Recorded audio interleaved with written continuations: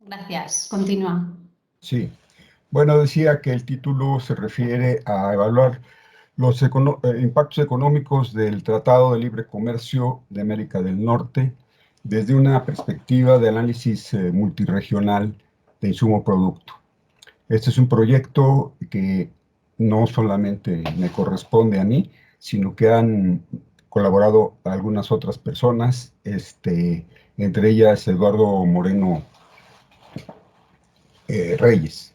Bien, el proyecto ha sido financiado, trabajado durante varios años y financiado por la Universidad Nacional Autónoma de México con el número que aparece ahí. Bien, comenzamos con lo siguiente. El Tratado de Libre Comercio de América del Norte fue renegociado a partir de julio de 2017 bajo la presión de la administración estadounidense que argumentó que el acuerdo comercial era injusto para la economía de ese país. Hay tres temas que el presidente Trump y su administración encontraron problemáticos con el tratado con respecto a México. En primer lugar, un déficit comercial con México muy grande y creciente. En segundo lugar, la pérdida de empleos locales a favor de los trabajadores contratados por empresas estadounidenses en México. Los empleos locales son los empleos en Estados Unidos. Y tres, la entrada de migrantes a través de la frontera sur de Estados Unidos. Migrantes mexicanos, principalmente. Ahora que el tratado ha terminado y se ha convertido en el Tratado de Estados Unidos, México y Canadá, que conocemos como TEMEC, es pertinente evaluar sus resultados económicos. Me refiero a los de NAFTA. Dadas las acusaciones de la administración estadounidense, nos centramos en una evaluación de dos países, México y Estados Unidos, para ver cuál se benefició más del tratado en términos de generación de valor agregado, generado y creación de empleos. Utilizamos el análisis de insumo-producto para ver si el impulso de las exportaciones del tratado pudo generar aumentos significativos en el crecimiento de la producción y el empleo en los países miembros y si posibilitó la convergencia salarial entre ellos. Estas cuestiones son fundamentales para el tratado, dados algunos de sus objetivos primarios: crear nuevas oportunidades de empleo y mejorar las condiciones de trabajo y los niveles de vida y promover el desarrollo sostenible. En la década de los 80, Estados Unidos promovieron con éxito una campaña de libre comercio global. El tratado puede interpretarse como una estrategia estadounidense para asegurarse para sí una zona de libre comercio. Las cosas se pusieron en marcha en 1988 con el Acuerdo de Libre Comercio Canadá-Estados Unidos, que con la adición de México en 1994 fue reemplazado por el NAFTA, o el TELCAN. En México, después de la crisis de divisas de 1982, el gobierno inició un proceso de liberalización del comercio como parte de un conjunto de medidas neoliberales destinadas a reducir la intervención estatal en la economía. El proceso se aceleró cuando México se unió al GATT en 1986 y alcanzó su máximo nivel cuando se inició el tratado en 1994. Estas políticas estratégicas se centraron en las exportaciones, tanto para la recuperación como para el crecimiento. Se pensaba que el aumento de la demanda agregada, generado por un aumento del nivel del ingreso nacional, mediante el crecimiento de las exportaciones, estimulara aún más la producción nacional y por lo tanto el empleo. Pero los resultados de la economía de 1983 a 1993 no respondieron a dicha estrategia. El gobierno vio necesario hacer un ajuste mediante un cambio en la legislación respecto a la inversión extranjera. Así, el ingreso al tratado fue precedido por una campaña que prometía una nueva ley que permitiera el acceso a las empresas estadounidenses a muchos sectores de la economía mexicana antes vedados a ellos, e importar libremente bienes de cualquier parte del mundo. Por otro lado, la corriente interminable de migrantes a través de la frontera entre México y los Estados Unidos ya era inaceptable para México, para los propios Estados Unidos. Las autoridades de ambos países supusieron que la inversión extranjera en México, atraída por bajos salarios, traería consigo un auge laboral que frenaría de alguna manera la migración. En resumen, el tratado significaba libre comercio y libre movilidad de capital, pero no de mano de obra, a diferencia de otros acuerdos de libre comercio como el de la Unión Europea. Metodología. El objetivo esencial del trabajo que presentamos fue medir los efectos del TELCAN en México y los Estados Unidos, estimando el monto de valor agregado producido directa e indirectamente por sus respectivas exportaciones. Analizamos también la distribución factorial del valor agregado y el contenido regional de sus exportaciones. La hipótesis central es que si bien el tratado hizo incrementar significativamente a México las exportaciones, ello no tuvo el efecto esperado de provocar un crecimiento sostenido de la producción ni del empleo. En cambio, el tratado favoreció el establecimiento de cadenas de valor lideradas por empresas estadounidenses que obtuvieron grandes beneficios por ahorros en mano de obra y rendimientos a escala. Se construyó un modelo multirregional de insumo-producto similar al elaborado por expertos de la Asociación Internacional de Insumo-Producto para el texto Exportaciones de la Unión Europea al mundo, efectos en el empleo y en el ingreso, publicado en 2015. También utilizamos la base de datos conocida como World Input-Output Database. En el modelo se incluyeron las ecuaciones de contenido de valor agregado desarrolladas por Robert Stair. El periodo ideal del estudio debía de ser de un año antes del tratado a 2019, que fue cuando perdió vigencia.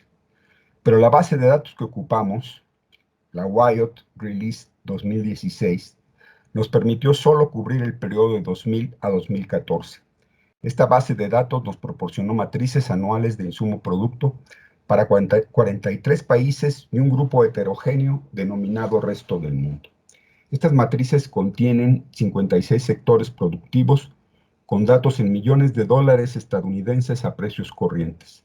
Se agruparon los 43 países en 6 submatrices: México, Estados Unidos, Canadá, Europa, con 30 países, Asia con 6 y resto del mundo, que es el resto del mundo es el mismo de la WIOT, añadiendo en este caso Australia, Brasil, Rusia y Turquía.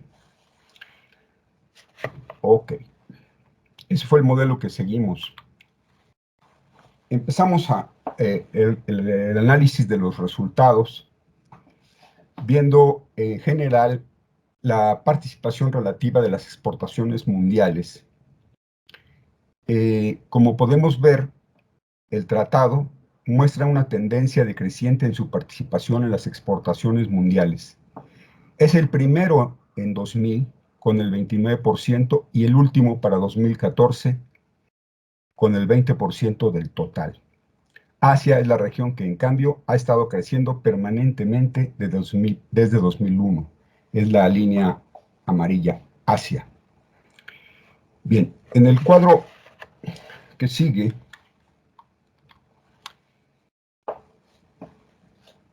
se muestran las estimaciones del valor agregado generado a través de las exportaciones y la demanda final interna para 2000 y 2014 para cada uno de los miembros del TELCAN.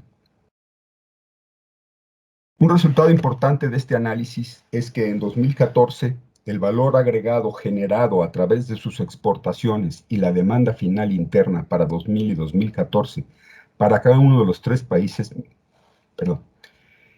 el valor agregado generado en los Estados Unidos depende mucho más de las actividades internas.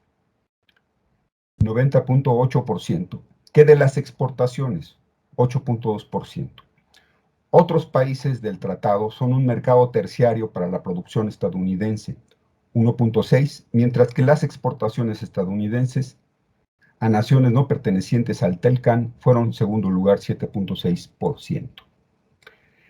Canadá a su vez genera 75% de su valor agregado a través de su propia demanda final y el resto, el 25%, a través de las exportaciones.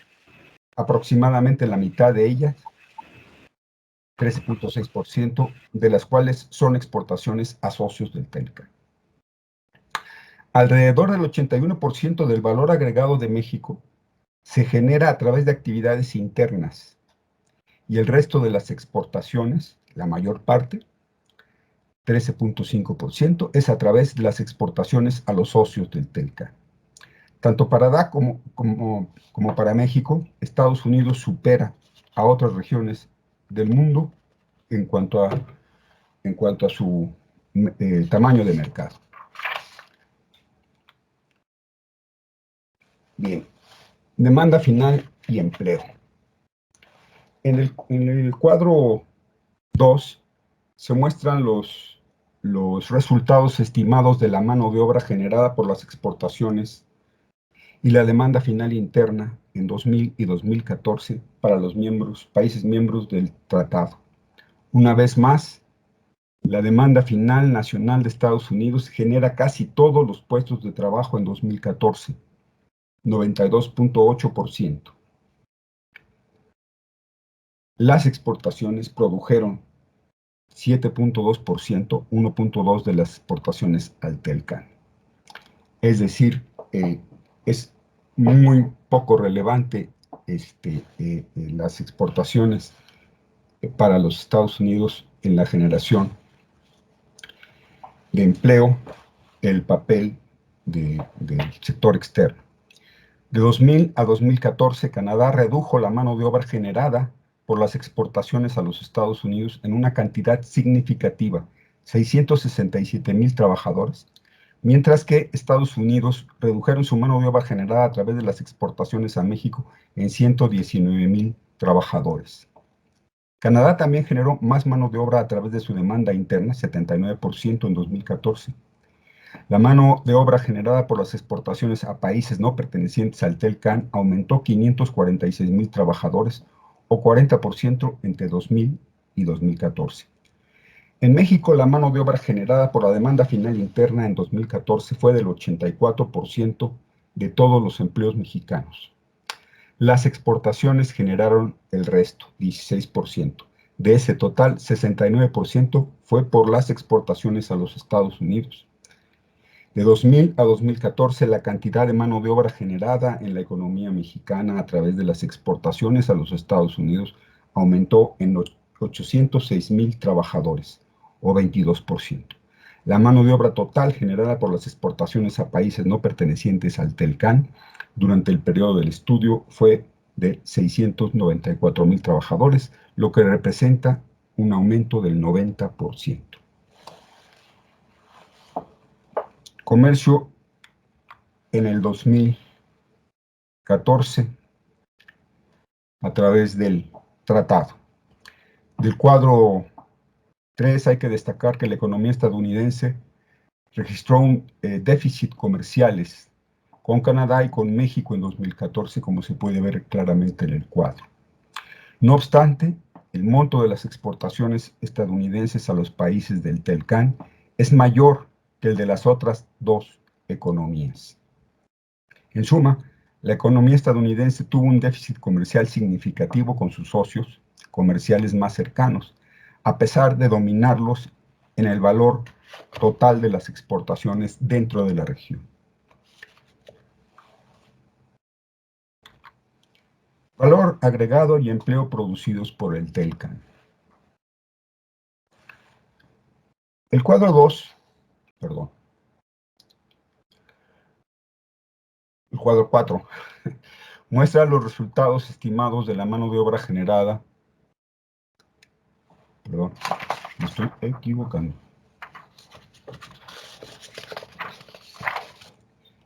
El cuadro 4 muestra que el monto del valor agregado generado por las exportaciones del tratado en 2014 fue mayor en los Estados Unidos, 275 mil millones de dólares, que en Canadá, 227 mil millones de dólares, y en México, 167 mil millones de dólares.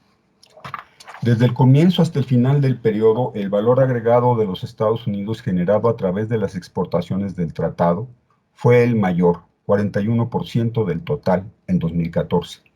Estos resultados sugieren que durante este periodo los Estados Unidos se beneficiaron más que los otros dos países miembros del tratado del valor agregado generado por las exportaciones.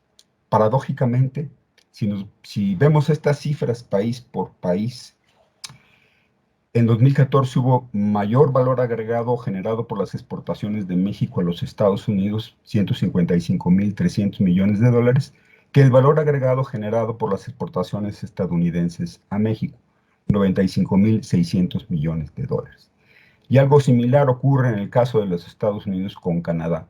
Las exportaciones de Canadá a los Estados Unidos en 2014 generaron más valor agregado, 219 mil millones de dólares, que las exportaciones de los Estados Unidos a Canadá, 179 mil millones de dólares. Pasamos al empleo. En el cuadro 5, podemos ver que los resultados de la mano de obra fueron mucho más favorables a México que a los otros dos países. México obtuvo 4.6 millones de trabajadores, el 55% de todos los empleos generados por las exportaciones dentro del tratado en 2014. Canadá quedó en segundo lugar con 2 millones y Estados Unidos siguió con 1.9 millones. Hubo cambios importantes de 2000 a 2014. Estados Unidos generó menos empleos a través de las exportaciones a México, bajó 119,000, y Canadá perdió 668,000 puestos de trabajo a través de sus exportaciones a los Estados Unidos. En resumen, Estados Unidos ganó más empleos en su comercio con Canadá de lo que perdió con México. El verdadero perdedor neto en términos de trabajo fue Canadá. También se aprecia que las exportaciones de México a los Estados Unidos, 4.4 millones de trabajadores, generaron más empleos que las exportaciones de Estados Unidos a México, 620,000 trabajadores. No hay duda que la economía mexicana creó más empleos a través de su comercio en el TELCAN que los otros dos países miembros.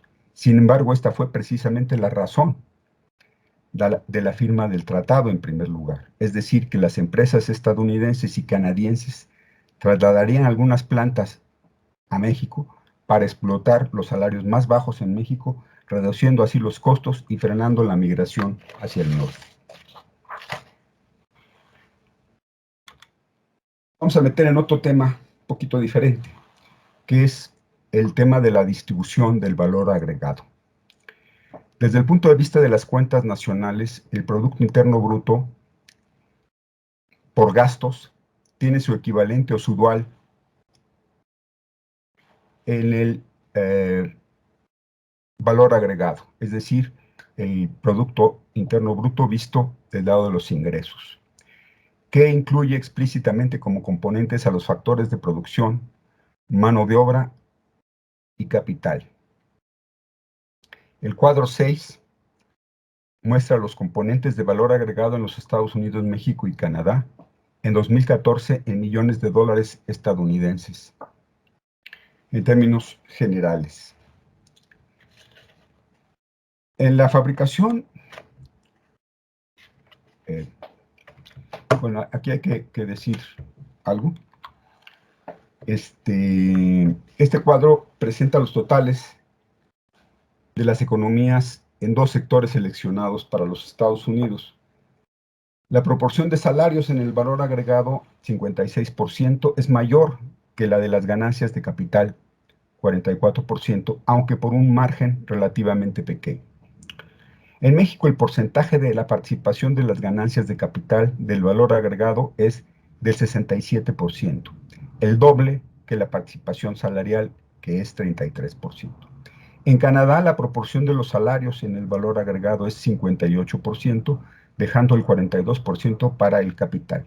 Por lo tanto, en los Estados Unidos y Canadá, el valor agregado parece favorable al trabajo por un pequeño margen. En México, el valor agregado está muy sesgado hacia el capital. Esto es lo que se presenta en la primera parte del cuadro 6.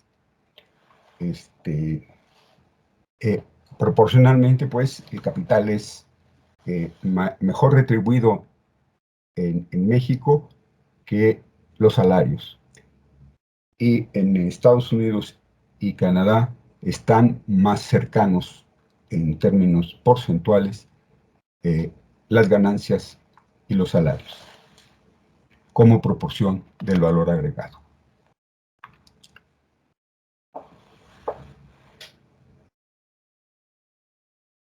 En la fabricación de equipos de cómputo y electrónicos, que también aparece en el cuadro 6, y en el de vehículos de motor, las relaciones se invierten para los Estados Unidos. Es decir, el valor agregado está más cargado al capital que a los salarios, por un margen relativamente pequeño. En México, el sector de computadoras y equipos electrónicos también registra una mayor participación de capital por valor agregado, 55%. Pero los vehículos de motor presentan una participación mucho más favorable a los beneficios, 83% del valor agregado. Canadá tiene una experiencia opuesta en ambos sectores. Allí los salarios reciben 67 y 65% del valor agregado en la computación y la electrónica en los vehículos de motor respectivamente. No se incluyen los impuestos en ninguna de las cuentas analizadas. Aquí aparece con más claridad, bueno, ahora lo estamos viendo todos, el cuadro de la distribución del valor agregado entre ganancias y salarios. Aquí, pues, lo que se aparece como capital compensation es un rubro que puede incluir ganancias de cierto tipo, distintas de la producción, como directa, como puede ser royalties y otro tipo de transferencias. Y no estamos tomando en cuenta aquí los impuestos en general. ¿Sí? Ok. Bueno, esto es lo que encontramos.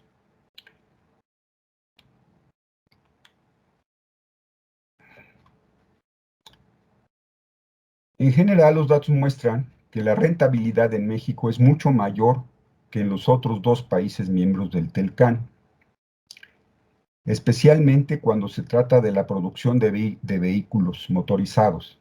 Este sector es particularmente importante, ya que la principal queja del presidente Trump fue que las grandes empresas automovilísticas estadounidenses trasladadas a México a raíz del tratado eh, provocaron esta pérdida de empleos en Estados Unidos para, digamos, aprovechando los bajos salarios, debido a que las leyes laborales son más flexibles, digámoslo así, y los sindicatos más débiles en México que en Estados Unidos. Bueno, contenido de valor agregado en las exportaciones de México. Es otro tema. En el cuadro 7 vemos que el contenido del valor agregado de las exportaciones mexicanas ha sido 2/3 nacional, 66%, a lo largo del periodo. Pues esto se mantiene entre 2000 y 2014. Ahora bien, el valor agregado extranjero de las exportaciones mexicanas es de origen principalmente estadounidense. Eh, si bien es cierto, y eso es importante decirlo, ha disminuido su importancia. En el cuadro se ve que en 2000 era 60.5 y en 2014 es 44.4. Viene el valor agregado de otros países. Canadá es muy bajo. El valor agregado de Europa se mantiene en 12.3, pero el que sube, y sube bastante, es el valor agregado de Asia, principalmente en este caso de China, Hong Kong y Malasia, que son los países, digamos, líderes de esa zona.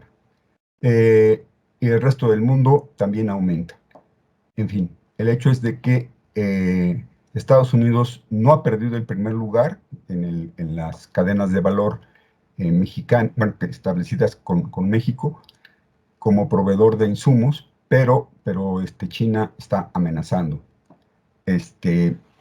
Y esto es, digamos, en cierta forma, está un poco escondido también, porque algunas de las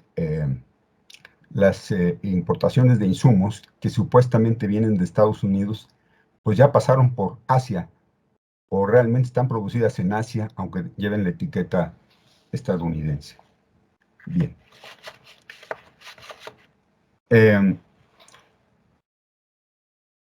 Bueno, es cierto que México ha estado generando más valor agregado en sus exportaciones a Estados Unidos que Estados Unidos en sus exportaciones a México.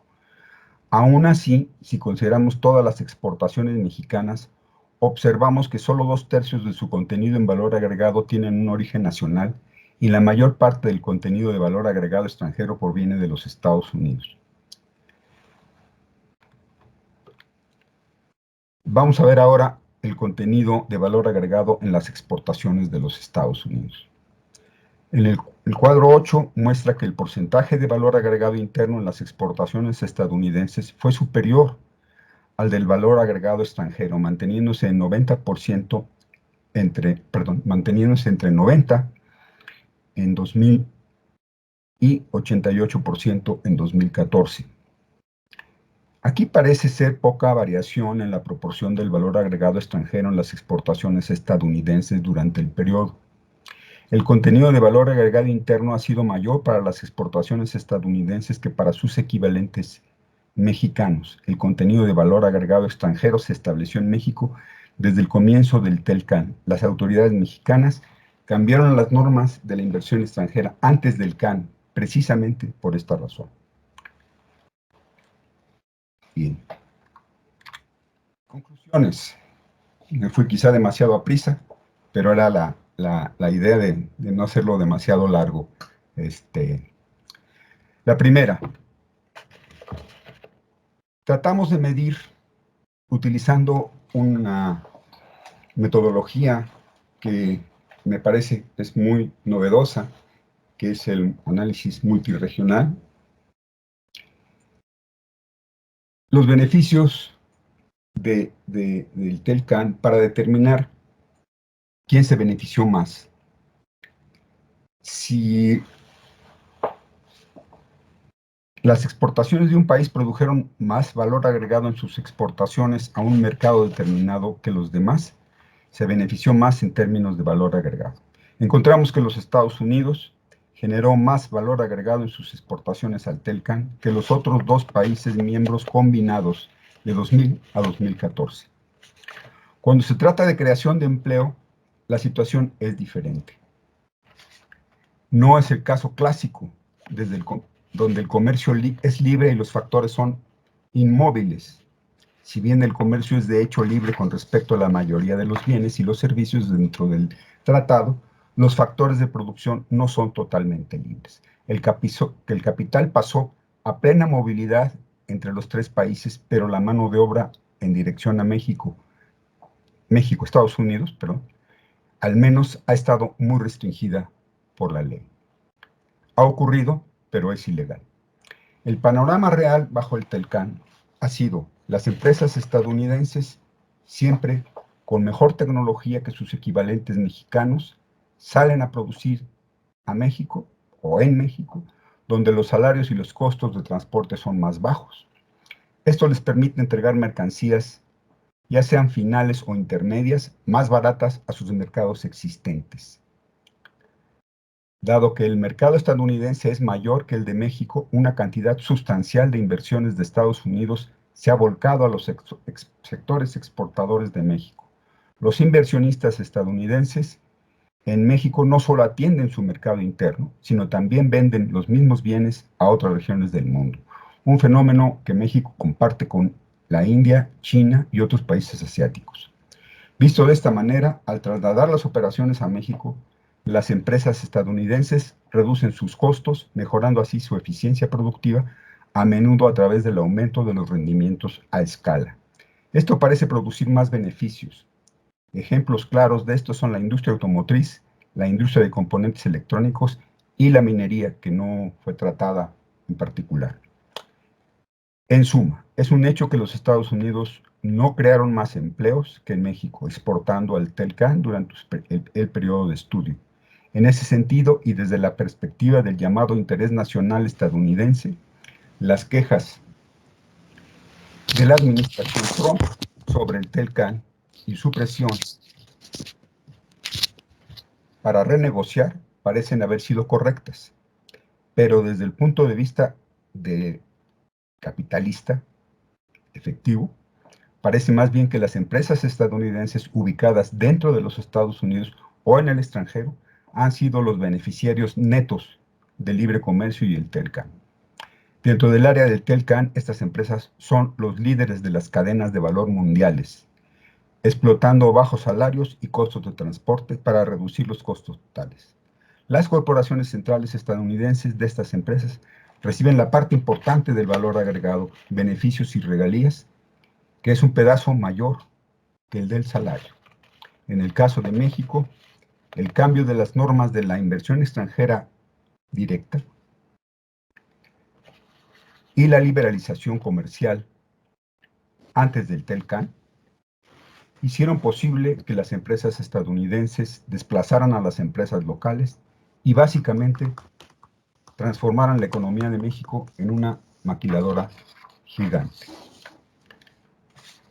Pero el cambio tecnológico que surgió dentro de la economía de México permitió una producción intensiva en capital en lugar de la producción intensiva en mano de obra que se necesitaba. Por lo tanto, los salarios en los sectores exportadores de México fueron mantenidos muy por debajo de los salarios en Estados Unidos y Canadá en los mismos sectores. Mientras tanto, la migración de trabajadores agrícolas y mexicanos a los Estados Unidos, algo que el TELCAN intentaba al menos atenuar, aumentó precisamente debido a la liberalización de la economía mexicana y el advenimiento del TELCAN. Esto permitió la oferta de una fuerza laboral barata y semicalificada que no se atrevió a exigir beneficios sociales para los agricultores y las empresas de servicios estadounidenses, lo que claramente benefició más a la economía estadounidense. Muchas gracias.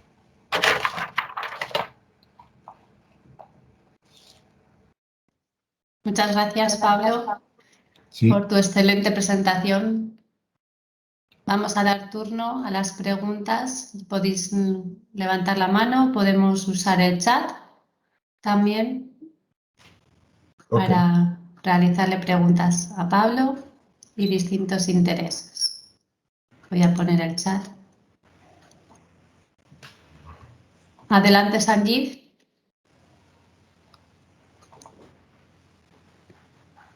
Buenas noches. Hi. That's as much as my Spanish. I like to say buenas noches to all. I recognize some nice names on the side I've not seen for a while. So welcome and good evening. Excellent presentation, Pablo. I think it's very insightful, very interesting. Some things are a little surprising and some things are definitely not surprising. So first comment I would make is, looking at the analysis, I was a little surprised that the Mexico-Canadian relationships, obviously, whether you look at each variable or varies, seems to be more dynamic and growth than the Mexico-US relationships. That for me was very interesting to see why that was, which then leads to that observation leads to my first question. And that is, with such dynamism with Canada, what are the products or the product chain that has contributed to that relationship? Is it cars? Is it corn? Is it food? I don't know. So you may or may not be able to answer that, but the dynamic there is really important. So I was wondering what the products were.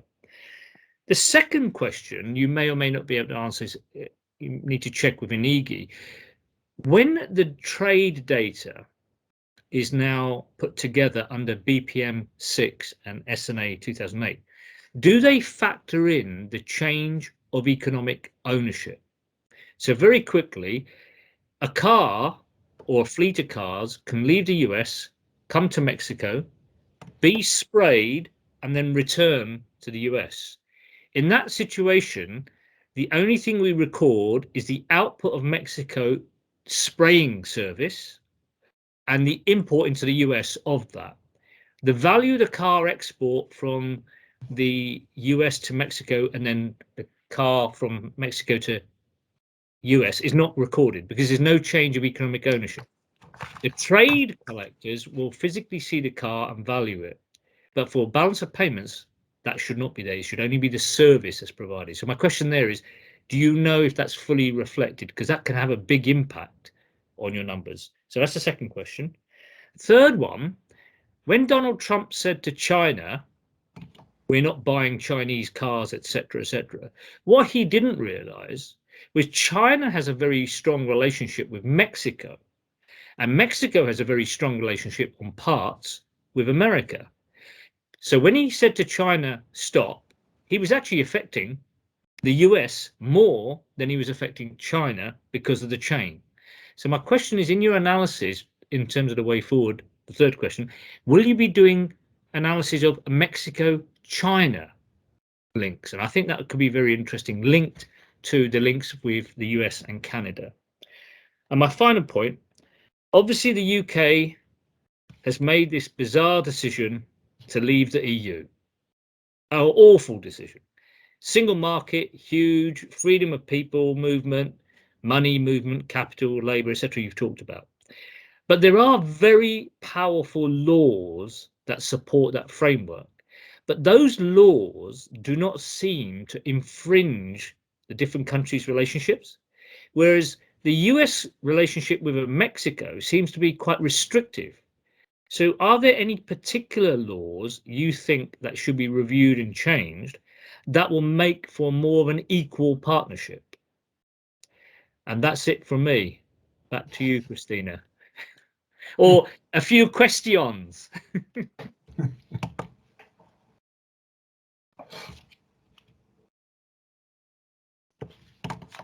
Muy bien, Pablo, cuando quieras. Sí, ok. Me supongo que respondo a Sanjeev en primer lugar, ¿verdad? ¿No ha habido otra por ahí? Puedes responder a Sanjeev y luego seguimos. Ok, perfecto. Bueno, according to the notes I took from Rajiv's questions, I think one of the things is that the treaty, the NAFTA, was signed precisely to generate this dynamic, a very strong dynamic with companies coming to Mexico, U.S. plants, establishing in Mexico precisely for that reason. So it's something very strange that the U.S. complains about, taking labor from his country, from that country, from the U.S., and that was the original reason to bring these plants to Mexico. So now the problem is now that with the new treaty, it's difficult to pronounce, UNSCA, something like that. Okay, in Mexico it's called TEMEC for practical reasons. This new treaty, it's much more complex, very difficult to understand to anybody, even for the new producer, the current producers of basically automobiles and trucks. They are complaining because nobody understands how to calculate these new rules of origin in the first place. And the second place is that now Trump is forcing Mexican companies, in particular those plants established in the north that produce automobiles, to pay the same salary, the same wage in Mexico that they pay in the US and Canada. And that's completely stupid, because the same plants are saying, well, if you change the rules for us in terms of salary, we are moving out. We are moving from Mexico to South Korea, let's say.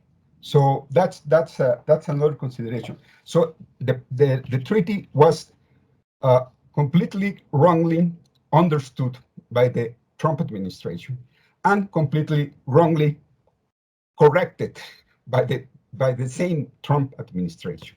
So we are in the middle of I don't know where. So that's one of the question. The other part the other question you asked was about the famous let's say input going back and forth. And let me tell you that there is even a video showing that the chip that is produced originally in Malaysia goes to the US, then I don't know if it's transformed or not transformed, then comes to the Mexican border, to the north border of Mexico, to the city there, and it is transformed. And then it goes back to the US border, just crossing the line, and then has another transformation, then come back to Mexico. And then this ship, I don't know what many transformation has, goes directly to Detroit. And it goes only for, that part of the seat backs in the car. So that's an example of many other parts that cross back and forth the same way. And it's already calculated. Still, it doesn't change anything. It's in the Mexican case. I proved that in another paper that is already been. I mean, it's going to be published very soon. It's a very small part, but even that is very difficult to calculate for rules of origin. So it's complex. Now, it's not so in the case of Malaysia. Malaysia has many movements in different countries, or many. So you don't know at the end what comes to balance of payments.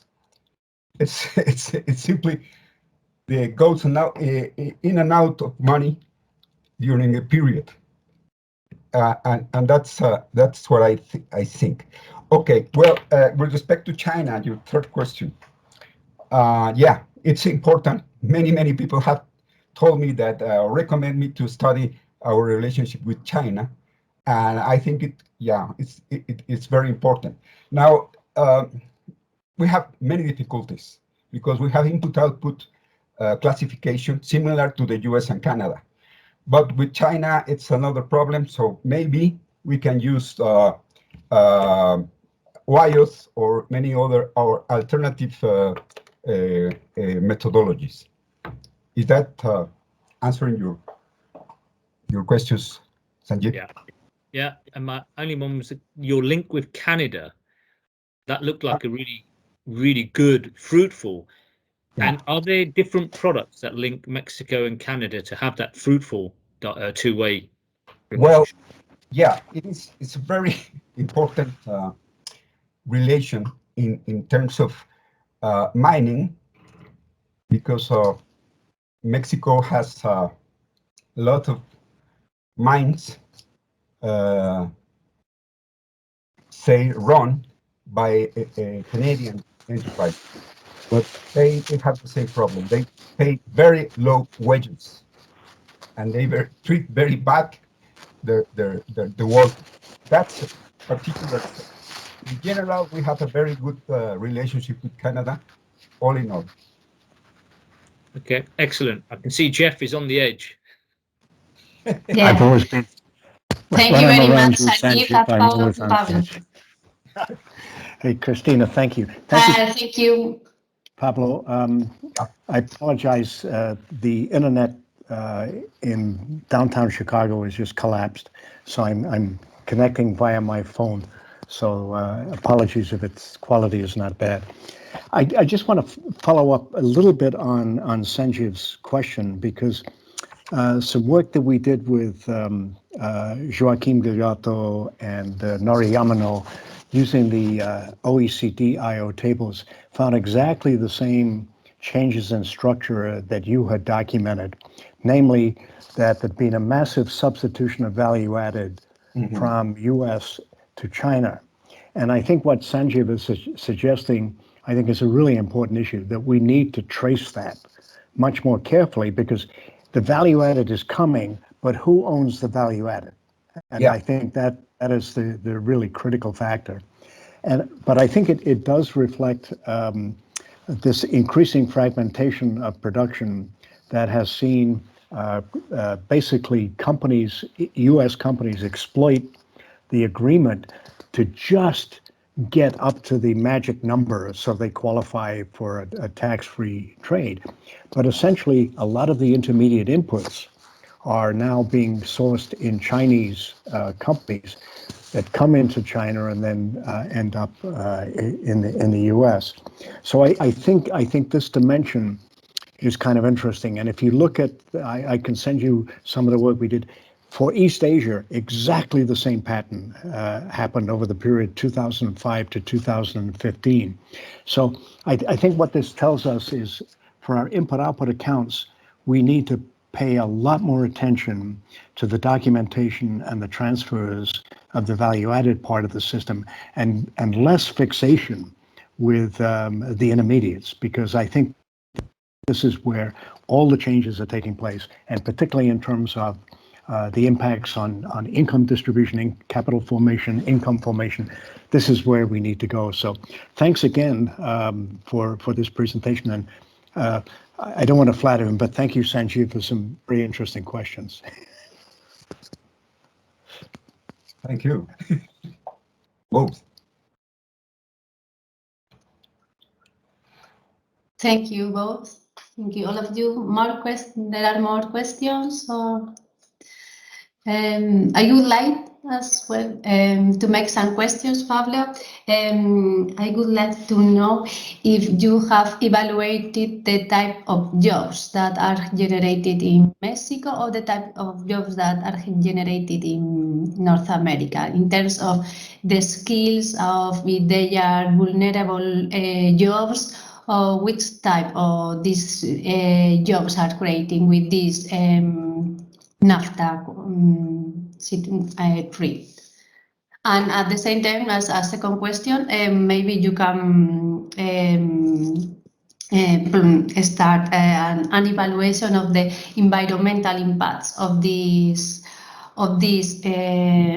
agree, no? As you can have the value added and the labor impacts, you can maybe analyze the environmental impacts, and as well maybe to, in line with the discussion with Sanjeev and Jeffrey, maybe the use of the analysis with China, or the trade with China, can be used with the OECD tables, or maybe with GEORA database as well. That because the structure of the China is well implemented then as well. So thank you, Pablo. Thank you. The question? I answered the question you asked. Sí, yes, and we have another questions, but if as you prefer. Okay, well, first, the first question. I have a very little work done in terms of what the quality of labor by U.S. firms established in Mexico. Very little has been done. However, there are some works that I didn't mention in my paper here, but I'm working on them, about the effect of this penetration of U.S. firms, particularly in the automotive industry.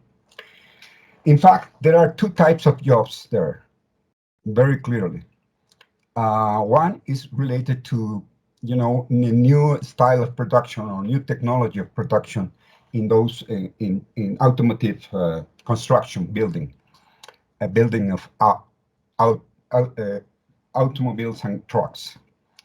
It's very advanced technologically, but then the other part, the other line of work is plants for parts, and these parts made by the same firm, so to speak, let's say Ford or General Motors or whatever. They paid a different salary because they are differently qualified. Okay, what we have found is through time, since the beginning of of NAFTA, is that these two wages, type of wages, differ in a certain proportion in Mexico with the US, each one.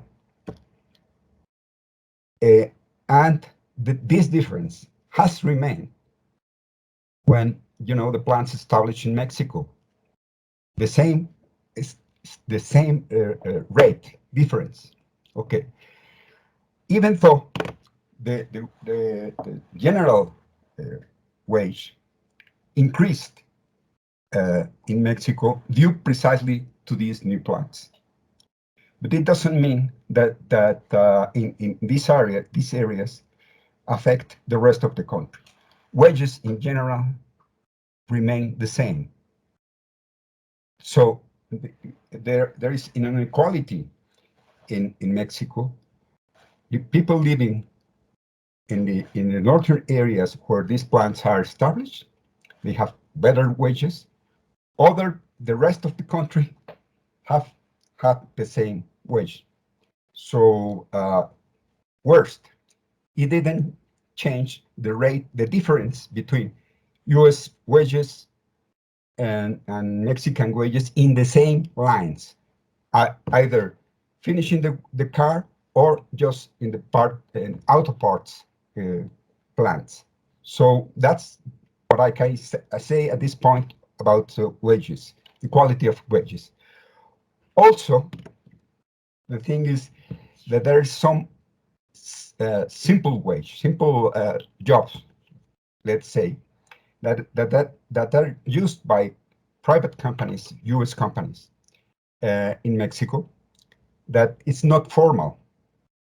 So it makes, a low quality wage, a low quality job. The same. They are not, in the part of technical production. They are just doing simple things, but still, they are not incorporated as, the real jobs that are benefit for this situation. So that's the thing we have already studied, no other than that. And besides, we are now working on the relationship, not yet, we haven't finished yet, with the climate change. I mean, particularly the generation of greenhouse gases for Mexico, but we haven't we haven't finished this yet. But of course, the general lines of production that are more greenhouse gases emitters are basically, transport in all forms, flights, trucking, and even railroads. So, well, that's a very big change we have to do. And we are studying that now for Mexico. And that's the most I can say at this point. Great. Thank you very much, Pablo. We have more questions. Maybe Esteban, do you want? Esteban. Hello. Hola. Hola. How are you? Well, first of all, sorry for being late for your presentation, but I was in class, so I missed a significant part of it. But I think it's or a new version of some previous work that I had the pleasure to see before. So my question / recommendation, I think, is related to the potential use of an alternative database. Because if I am not wrong, and correct me if I am wrong, you are basing your analysis in the WIOD database, right? Yeah. That started in the 2000s. Okay. Yeah. Well, this is fine because it has this multi-regional structure that you want to analyze, and it's very convenient for you. But of course, it has one important drawback, which is that it is almost impossible to do what you actually want to do if you want to identify the impact of this trade agreement. So ideally speaking, thank you, Sandy, for your remark about my my office. Well, I will try to keep focused. Sorry, that you need to identify this impact. So ideally speaking, it would be much better just to have some information, some type of analysis before the NAFTA signing, which was 1994, and afterwards, because it could perfectly be that these patterns that you are describing is just, let's say, the natural way of trading between the three countries with and without NAFTA, right? So my suggestion would be, well, did you consider, or my question would be, did you consider just changing the database? So instead of exploiting WIOD, why not taking the data that you have in EORA? You have the same countries, but the advantage is that you have data starting in 1990. So you have some pre-NAFTA observations there that you can track. Perhaps the detail that you can have there is less fine as WIOD, but I think there is a trade-off, and having information before the NAFTA agreement, I think it would be great for your identification. But I don't know if this is suitable for you. Thanks for your presentation. It was very nice to see. Thank you, Esteban. May I answer your question? Yeah. Okay. Well, in fact, this is a presentation I have done several times, as you mentioned. This first one was in Brazil, you remember, and then we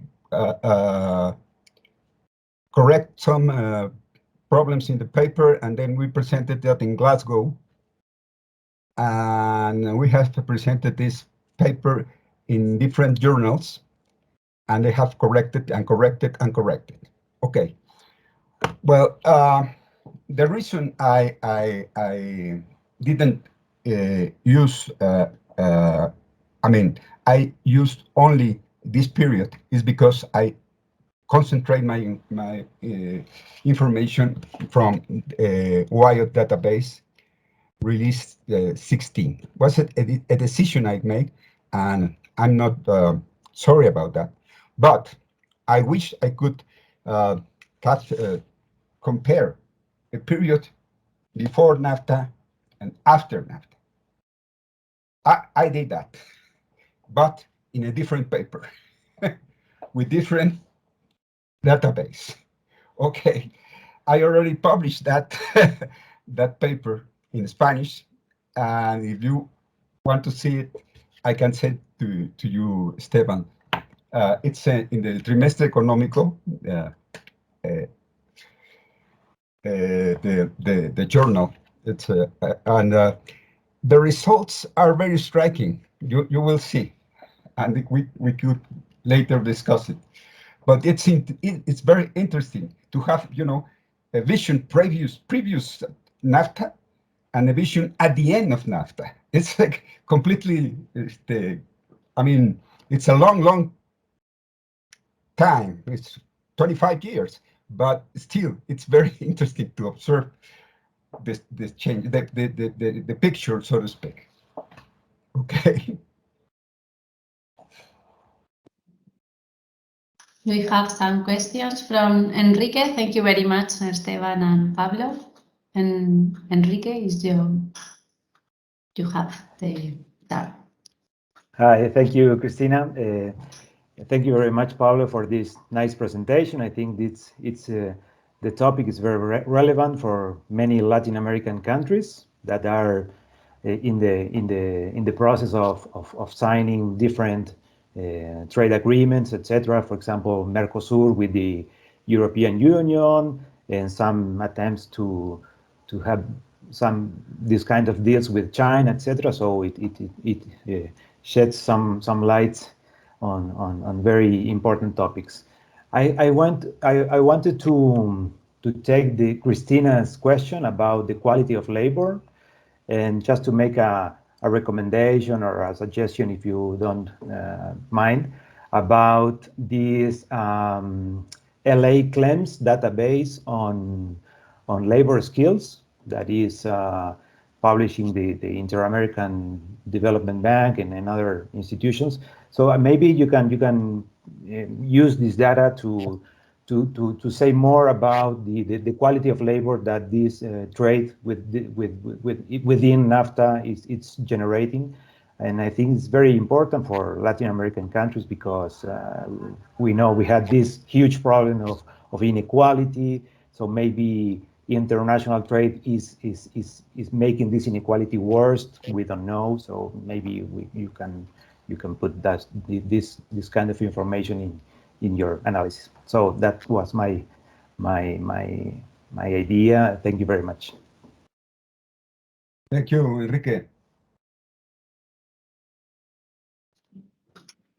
So thank you very much all for your assistance, especially thank you very much, Pablo, for your presentation. It has been a pleasure to have with us and to see all of you again. Yes, I am going to check the chat. Yeah, okay, only good words for Pablo for your presentation. Congratulations. We hope to see you again in the next webinar that it's going to be in the next month with John Jan, and it had been a pleasure your presentation and to see all of you. Muchas gracias a todos, muchas gracias Pablo especialmente por tu presentación, espero vernos pronto y un saludo para todos. Gracias, Cristina. Saludos a Carmen, Esteban. Gracias, un abrazo para todos. Chao, bye Gracias. bye. Adiós. Chao.